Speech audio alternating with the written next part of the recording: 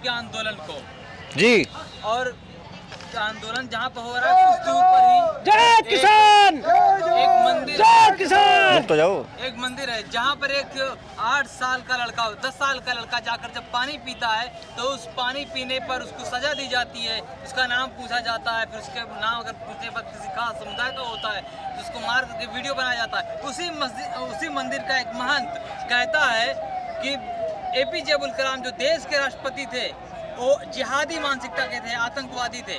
कैसे देखते हैं उनके इस बयान को? हम उन्हें इस प्रकार देखते हैं कि माननीय जो APJ अब्दुल कलाम हमारे देश के राष्ट्रपति रहे हैं, अगर इनके भी संगठन के लोग होंगे, अगर इनकी मानसिकता के भी लोग होंगे जो हिंदू और मुसलमान के नाम पर धार्मिक भावनाएं भड़काने वाले लोग हैं, अगर वे भी APJ अब्दुल कलाम साहब का नाम लेते होंगे तो ये बड़े सम्मान के साथ लेते होंगे। लेकिन हमें दुख है कि जो अपने आप को फर्जी तथाकथित हिंदुओं का ठेकेदार बोलते हैं यति नरसिंहानंद, उन्हें इस देश की सरकारों को, सुप्रीम कोर्ट को, अन्य मुख्यमंत्री को, प्रधानमंत्री को, राष्ट्रपति जी को संज्ञान में लेना चाहिए और तुरंत ऐसे सामाजिक कीड़े को तुरंत जेल में भेजना चाहिए।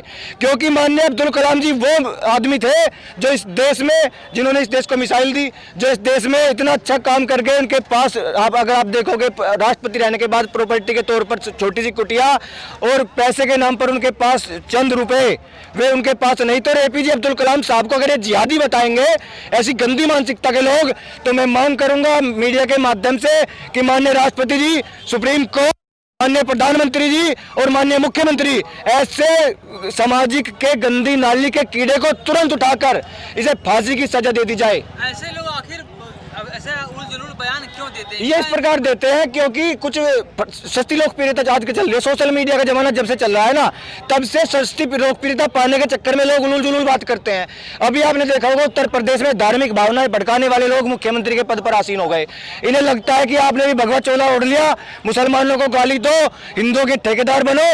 अरे उस समय कहा जाता है आपका हिंदू के ठेकेदार, जब हाथरस में एक हिंदू की बच्ची, उसका बलात्कार हो जाता है। हिंदू रीति रिवाजों के अनुसार किसी भी बच्ची को, किसी भी व्यक्ति को रात के समय अग्नि नहीं दी जाती और उसी समय इनके हिंदुओं के ठेकेदार ये कहाँ जाते हैं उस बच्ची को रात के समय, इन्हीं की पुलिस रात को जला देती है। तब इनका हिंदुत्व कहाँ मर जाता है? इनका हिंदुत्व जब कहाँ मर जाता है, जब बुलंदशहर में हमारा एक दरोगा जो इंस्पेक्टर थे सुबोध कुमार, उसको इन्हीं के संगठन के लोगों के द्वारा गोली मार दी जाती है। तब इनका हिंदुत्व कहाँ जाता है? इनका हिंदुत्व जब कहाँ जाता है, जब बिजनौर में एक लड़के की हत्या हो जाती है, उसे जाट बता देते हैं, वो इनका हिंदुत्व नहीं रहता। अरे क्या हिंदुत्व सिर्फ इसी नाम का हिंदुत्व रह गया है कि सिर्फ और सिर्फ मुसलमानों को गाली दो, मुसलमानों को जिहादी हो? तो इस देश की महान आत्माओं को, जिन्होंने हमें साइंस के बारे में पढ़ा, जिन्हें हम माइसल मैन्स के नाम से जानते हैं, जो हमारे इतने ईमानदार राष्ट्रपति रहे, माननीय APJ अब्दुल कलाम साहब का तो सम्मान जो इनके पार्टी के अटल बिहारी वाजपेयी जी थे, वे भी इनका मान सम्मान करते हुए नहीं थका करते थे।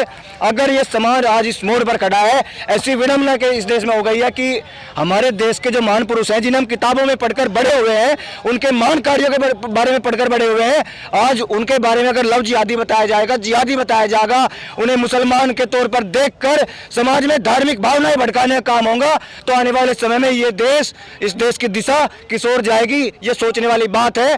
तो मैं, हालांकि इस देश में तानाशाही चल रही है, हिटलरशाही चल रही है, तो हो सकता है हमारी आवाज ना जाए और हमारी आवाज को दबाने के लिए हमें जेल में भेज दिया जाए, लेकिन इस देश की साख को बचाने के लिए, इस देश के लोकतंत्र को बचाने के लिए, गंगा जमनी तहजीब को बचाने के लिए, हिंदू मुसलमान भाईचारे को बचाने के लिए हम मांग करेंगे सुप्रीम कोर्ट से भी, और हम प्रदर्शन भी करेंगे आने वाले समय में कि ऐसे गंदी मानसिकता के, गंदी नाली के कीड़े को तुरंत पकड़कर जेलों के पीछे भेजा जाए और उन पर गंभीर धाराओं में मुकदमे लगाकर इन पर राष्ट्रद्रोह की, रासुका की भी कार्रवाई की जाए। क्या लग रहा है उत्तर प्रदेश की चुनाव की तैयारी शुरू हो गई है क्या? बंगाल और देश के 5 राज्यों में तो चुनाव हो ही रहे हैं, 2022 में उत्तर प्रदेश में चुनाव है, क्या उसी की तैयारी है? इसको उत्तर प्रदेश के चुनाव से नहीं हम लोग जोड़ सकते, इसे जोड़ सकते हैं बताया तो सोशल मीडिया का जमाना है, सस्ती लोकप्रियता। इन लोगों को कोई न्यूज़पेपर नहीं दिखाता, इन लोगों को कोई यूट्यूब मीडिया नहीं दिखाता, मेन स्ट्रीम मीडिया इन लोगों को दिखाती ही नहीं है। तो इन्हें कुछ ऐसे काम करने होते हैं जिससे इनका नाम कहीं ना कहीं सुर्खियों में आ जाए। जब से आप लोगों ने देखा होगा कि यति नरसिंहानंद के बारे में कोई चर्चा करने के लिए तैयार नहीं था, यही नरसिंहानंद है जब ये जनसंख्या नियंत्रण को, कानून को बनाकर इसने भूख हड़ताल की थी, किसी मीडिया ने सुर्खियों में नहीं लाया था। लेकिन जब से इसने ये उलूल जुलूल बयान दिया है, ये गंदी मानसिकता के लोग इनके वीडियो को भी शेयर कर रहे हैं, मीडिया इनके बारे में बात कर रही है। मेरा मानना तो यह है कि ऐसे व्यक्तियों को बारे में सिर्फ और सिर्फ थाने, तहसील, कोर्ट, कचहरी में बात होनी चाहिए, कोर्ट में बात होनी चाहिए और इन्हें तुरंत के तुरंत इनकी जगह जेल के अलावा कहीं नहीं होनी चाहिए। या फिर मेरी मांग एक और है कि इन्हें तुरंत पागल खाने भेज दिया जाए। इनके जो मानसिकता है वो एक पागल से कम नहीं रह गई है। इनकी जगह एकमात्र जेल में भी एक दूसरे रहेंगे तो वहां भी गंदगी फैलाएंगे। इनकी जगह एकमात्र पागल खाना है, इन्हें तुरंत पकड़कर पागल खाने भेज देना चाहिए। यही नहीं रुके, उन्होंने ये भी कहा कि जो अब्दुल कलाम है उन्होंने पाकिस्तान को बम बनाना सिखाया है। पाकिस्तान को बम बनाना सिखाया है? अरे पाकिस्तान, ये बम बनाने वाली बात, पाकिस्तान के पास तो परमाणु बम भी है।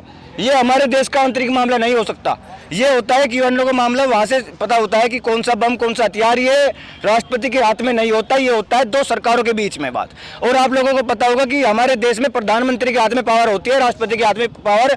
दोनों देशों के मामले में, समझौतों के मामले में राष्ट्रपति का मामला क्लियर रहता है। जो तय करता है रक्षा मंत्रालय और प्रधानमंत्रियों के बीच में बैठकर होती है, विदेश मंत्रालय के बीच में बैठ होती है कि कौन से रक्षा सौदे करने चाहिए, कौन से हथियार दूसरे देने को देना। कह रहे हैं कि उन्होंने चोरी छिपे पाकिस्तान को मिसाल बनानी सिखाई। तो मिसाल चोरी छिपे पाकिस्तान वाले आगे बता के क्या, ये सबसे पहले स्वामी जी क्लियर करें कि उनके पाकिस्तान का संबंध है।